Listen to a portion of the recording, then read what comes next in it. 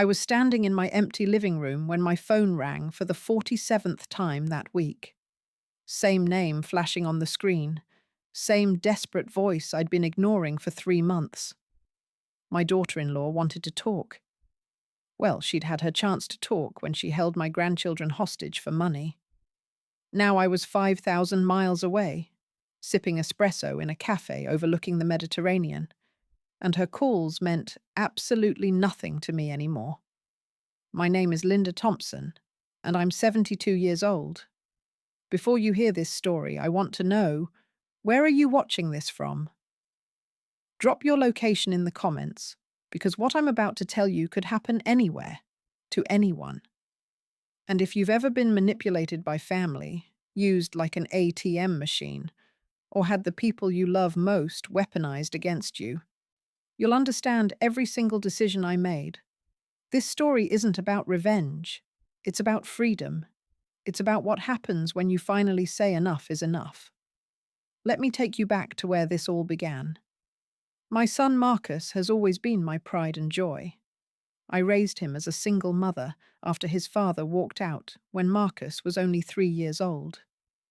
I worked 2 jobs, waitressing during the day and cleaning offices at night, to give him every opportunity I never had. When he graduated with honors from business school, I cried tears of pure happiness. When he landed that corporate job in Chicago, I knew all my sacrifices had been worth it. Then he met Vanessa. I'll be honest with you. From the very first time Marcus brought her home for Sunday dinner, something felt off. She had this way of smiling that never quite reached her eyes. She'd compliment my cooking while barely touching her plate. She'd ask about my life while checking her phone every 30 seconds. But Marcus was smitten, absolutely head over heels, and I told myself I was just being an overprotective mother. I told myself to give her a chance. They got married 18 months later in an extravagant wedding that cost more than I'd earned in 5 years. Vanessa's parents paid for most of it, which Vanessa made sure to mention at every opportunity. I contributed what I could, $3,000 I'd been saving for emergencies, because I wanted my son to have a beautiful wedding day. Vanessa thanked me with the same empty smile and a hug that felt like embracing a mannequin. 2 years later, my first grandchild was born. Little Sophie arrived on a rainy Tuesday morning, weighing 7 pounds and 4 ounces, and the moment I held her in the hospital, my entire world transformed. She had Marcus's eyes and his button nose, and when she wrapped her tiny fingers around mine, I made a silent promise that I would always be there for her. 15 months after Sophie came my grandson, James. 2 perfect, beautiful children who gave my life new meaning. I tried my best to be the grandmother I'd always dreamed of being. I'd drive the 45 minutes to their house every weekend, bringing homemade cookies and little toys I'd picked up during the week. I'd offer to babysit whenever they needed me. I'd send cards for every minor holiday and never, ever missed a birthday. I thought I was building a relationship with my grandchildren that would last a lifetime. I was wrong. The first time Vanessa asked for money, Sophie was 3 and James was almost 2. Marcus had just gotten a promotion with a substantial raise, and they'd started looking at bigger houses in better neighborhoods. Vanessa called me on a Thursday evening, her voice sugary sweet. Linda, we found the most perfect house. It's in an amazing school district, and the backyard is huge. Sophie and James would have so much room to play, but we're just a little bit short on the down payment. Could you help us out? Just 20,000. We'd pay you back within the year, I promise. $20,000. That was nearly everything I had in my savings account, the nest egg I'd been building for 30 years. But she dangled my grandchildren in front of me like bait. The kids would have their own playroom, she said, and you'd have your own guest room whenever you wanted to visit. I should have said no. God, I should have said no. But I wrote that check, and I watched my savings account drop to almost nothing. They moved into that house 2 months later. Vanessa sent me a thank you card and a photo of the kids in the backyard. I never got a single dollar back. The second request came 8 months later. Vanessa needed $15,000 for some home renovations that absolutely couldn't wait.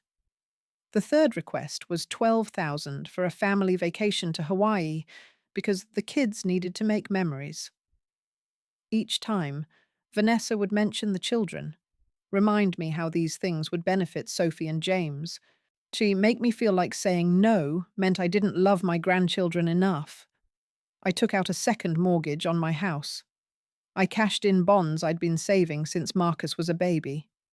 I cancelled my own vacation plans and my cable subscription and started buying generic brands at the grocery store.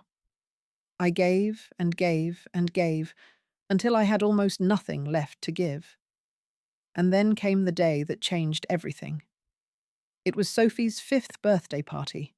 I'd been planning for weeks, making her favourite chocolate cake from scratch and knitting her a little sweater in her favourite colour, purple. I called Vanessa the day before the party to confirm what time I should arrive. Actually, Linda, we need to talk about that. Vanessa's voice had an edge to it I'd never heard before. You won't be coming to the party tomorrow. I felt my stomach drop. What do you mean? It's Sophie's birthday. I've never missed one of the kids' birthdays. Well, things are going to be different from now on, Vanessa said, her words crisp and cold. Marcus and I have been discussing your relationship with the children, and we've decided that until you can contribute more financially to this family, your visits are going to be limited. I couldn't breathe. Contribute more? Vanessa, I've given you everything I have. I've given you over $60,000 in the past 3 years. And we're grateful, truly. But we have expenses, Linda. The kids are getting older, and they need things. Private school tuition, music lessons, sports equipment. We can't rely on you for visits when you're not willing to invest in their future. I've invested everything in their future. I'm living paycheck to paycheck because of what I've given you. That sounds like a personal problem. Her voice was ice. Here's how this is going to work. You can see the kids on their birthdays and major holidays, but only if you contribute $5,000 per visit. Otherwise, you're not welcome here. My hands were shaking so badly I could barely hold the phone. You're charging me to see my own grandchildren? We're setting boundaries. Marcus agrees with me completely. This is what's best for our family. Let me talk to Marcus. He's at work. He doesn't want to discuss this with you. The decision has been made. She hung up. Just like that. My daughter-in-law hung up on me after telling me I couldn't see my grandchildren unless I paid her $5,000 per visit. I called Marcus immediately, but his phone went straight to voicemail. I called again and again throughout the day. Nothing. I sent text messages begging him to call me back. Silence.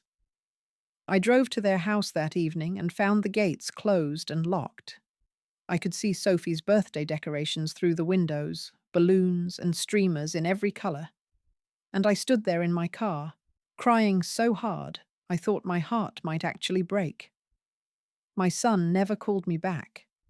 Not that day, not the next week, not ever. Vanessa had him completely under her control, and he'd chosen her over me. For 3 months, I tried everything. I sent cards to the children that were returned unopened. I showed up at Sophie's school, hoping to catch a glimpse of her, but security escorted me away. I called every single day until Vanessa blocked my number. I showed up at their house on James's 3rd birthday with presents, and Vanessa called the police on me. A police officer, a kind woman named Officer Martinez, told me gently that I needed to stay away unless I wanted a restraining order filed against me. I felt like I was losing my mind. I'd wake up in the middle of the night, my pillow soaked with tears, wondering what I'd done wrong. How had I raised a son who would allow his children's grandmother to be treated this way? How had I not seen through Vanessa's manipulations earlier?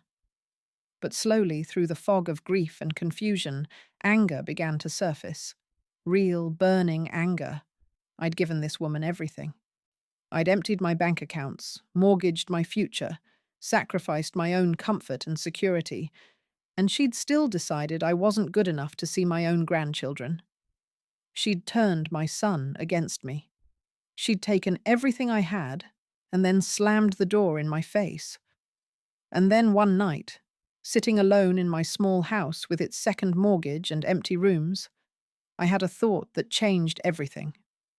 Why was I fighting so hard to be part of a family that didn't want me?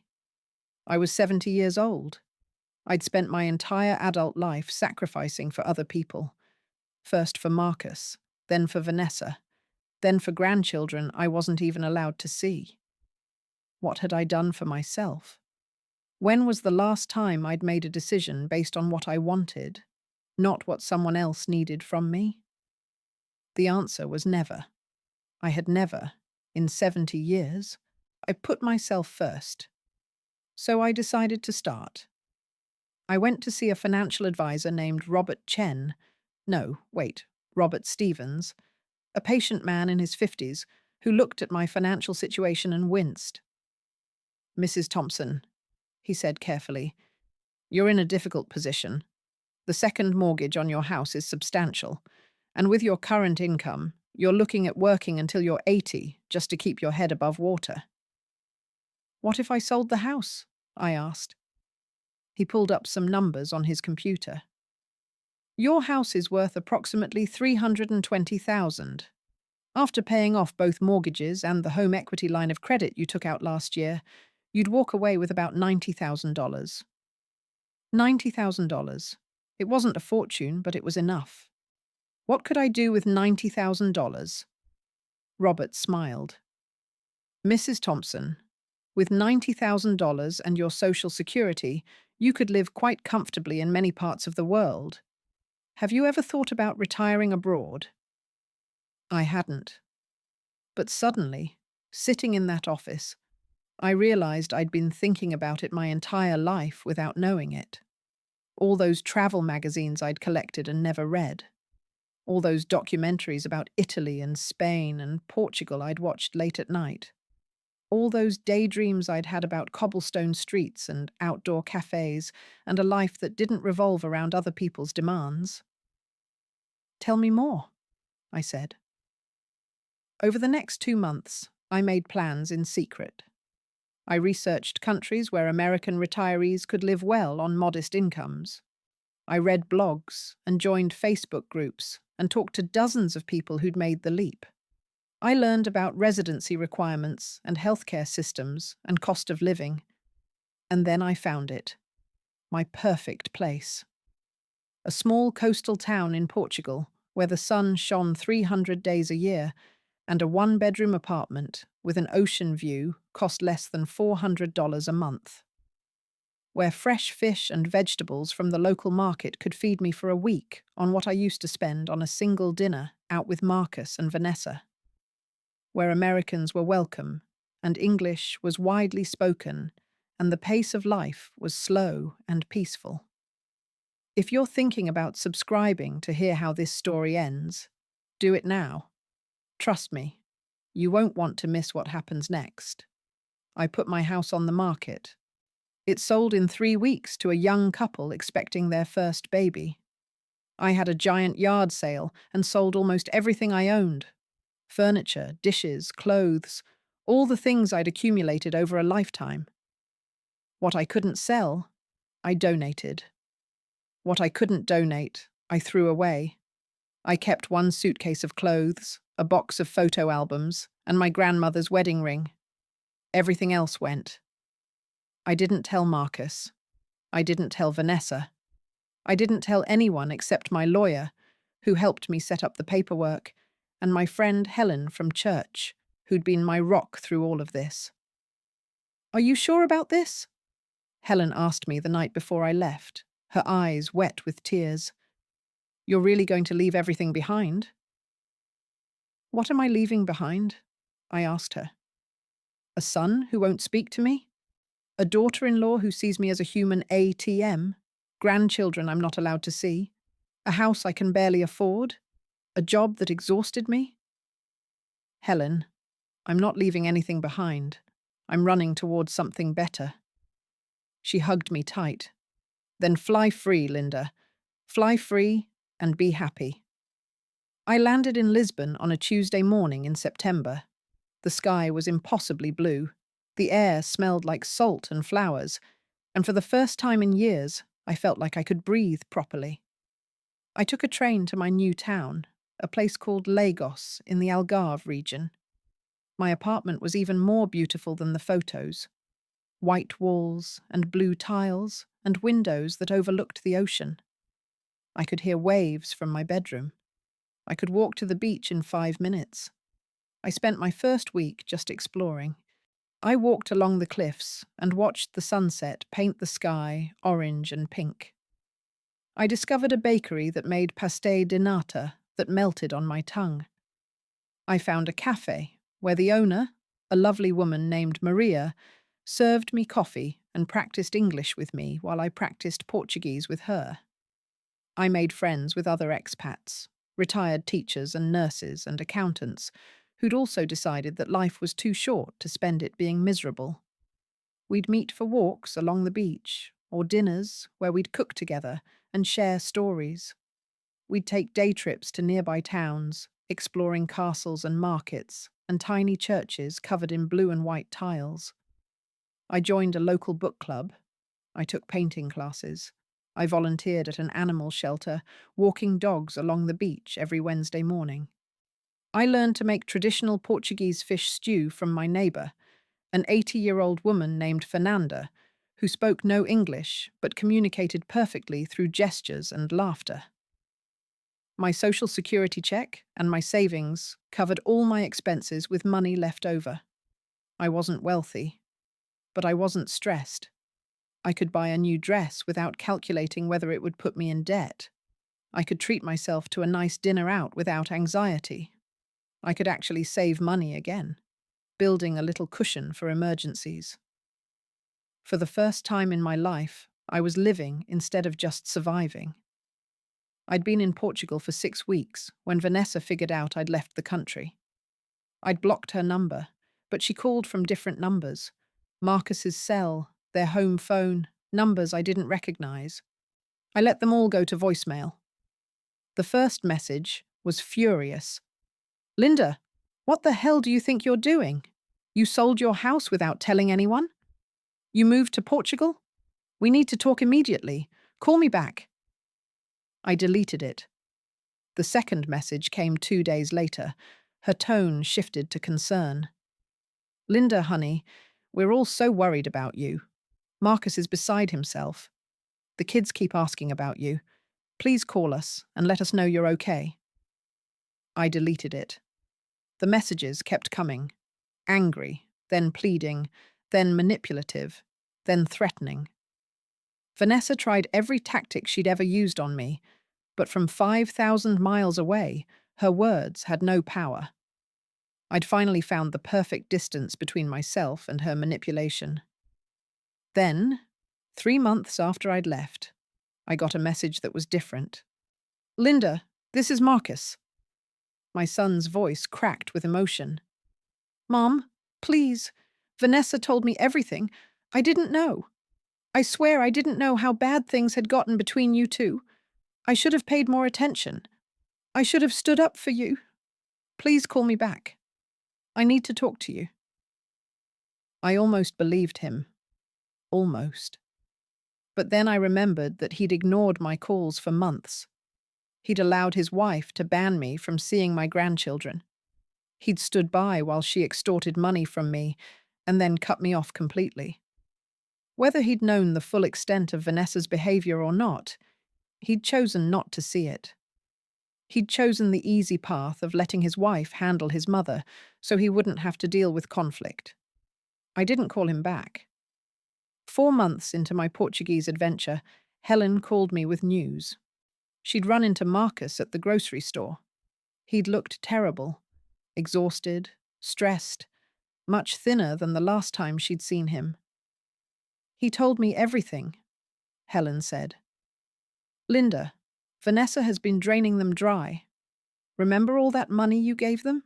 She spent it on designer clothes and spa treatments and expensive vacations she took with her friends. The house renovations never happened. The kids aren't in private school. Marcus just found out she's been hiding credit card debt from him. Over $100,000. I felt a cold satisfaction settle in my chest. And he confronted her. She admitted she'd been lying to him about you, too. She told him you were demanding money from them, that you were unstable, that you were trying to turn the kids against her. And that's why he stopped taking your calls. She convinced him you were the problem. And he believed her without even talking to me. He knows that now. He's devastated, Linda. He's filing for divorce. He wants to bring the kids to Portugal to see you. He's begging me for your address.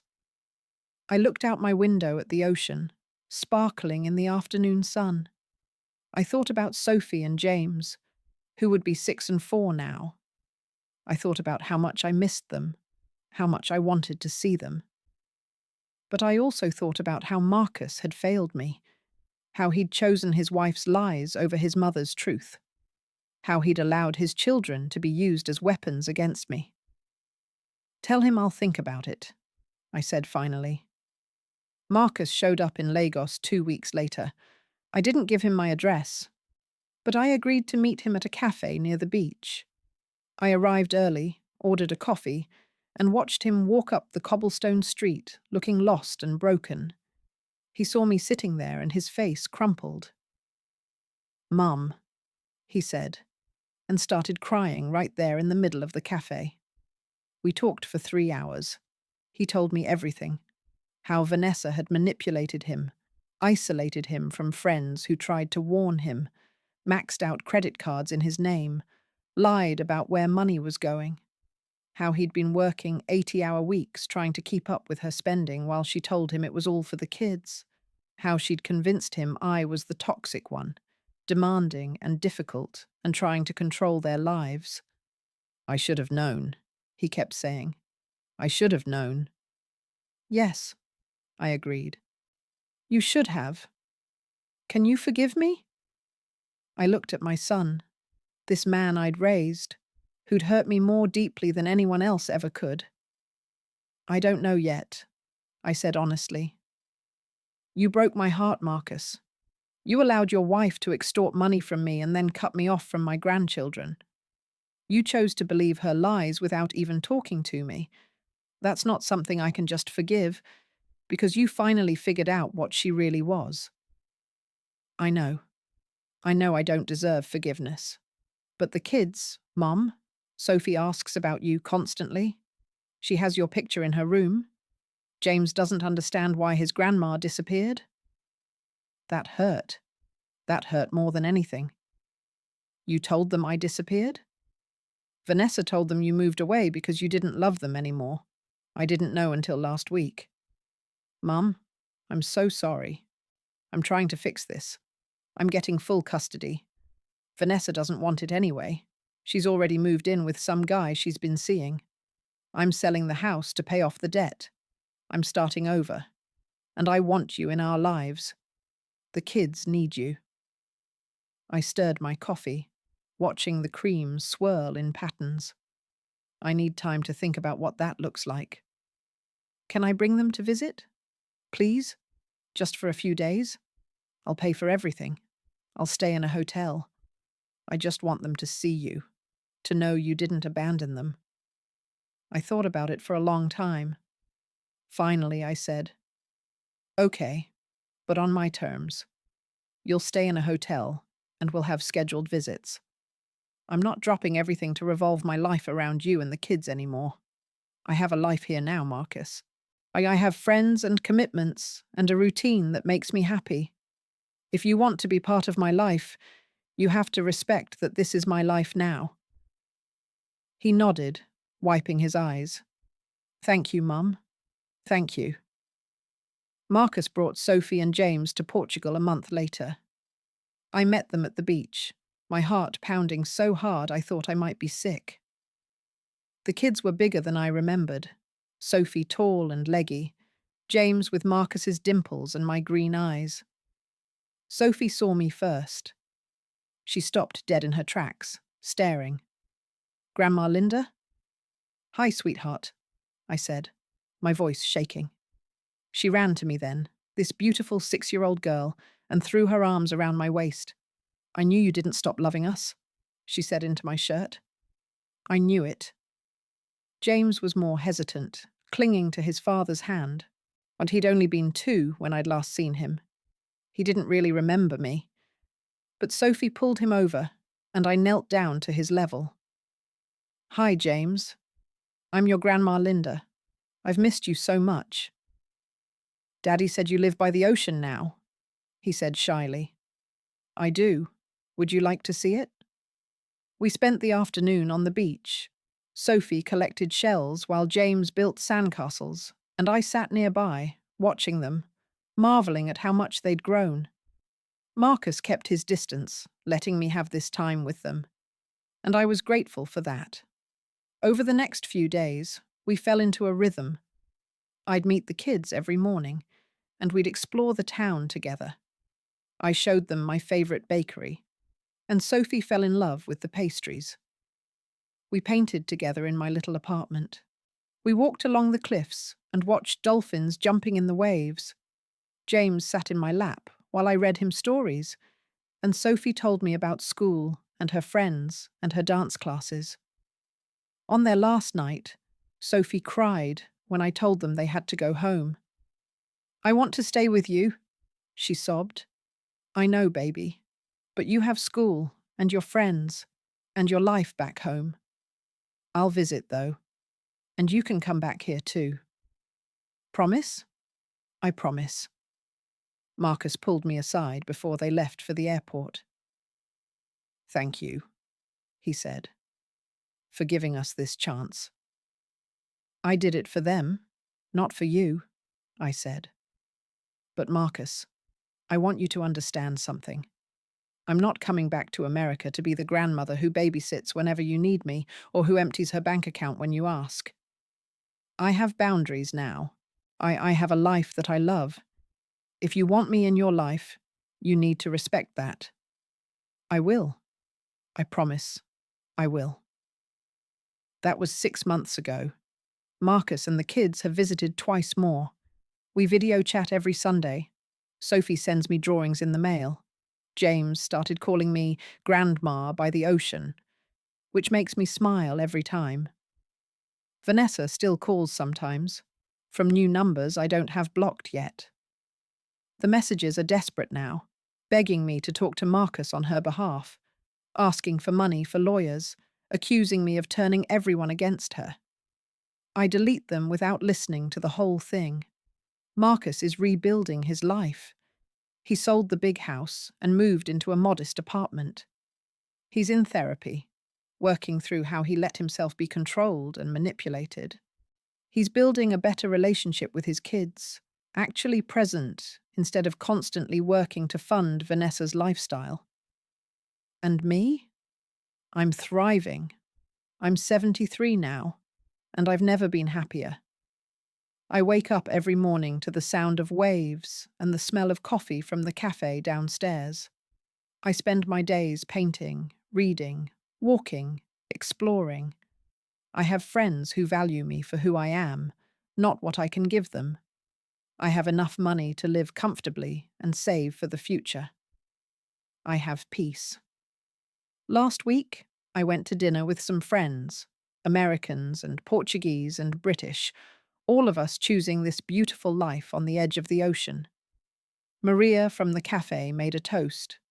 "To Linda," she said, "who taught us that it's never too late to choose yourself." Everyone raised their glasses, and I felt tears in my eyes, but good tears this time. Happy tears. Because she was right. I spent 70 years putting everyone else first, sacrificing my happiness for people who took me for granted. I let my daughter-in-law manipulate me, drain me, and then discard me. I let my son choose his comfort over my well-being, but I chose myself in the end. I chose freedom over obligation. I chose joy over guilt. I chose a life where I matter, where my needs count, where my happiness is the priority. And you know what? My grandchildren love me just as much from across the ocean.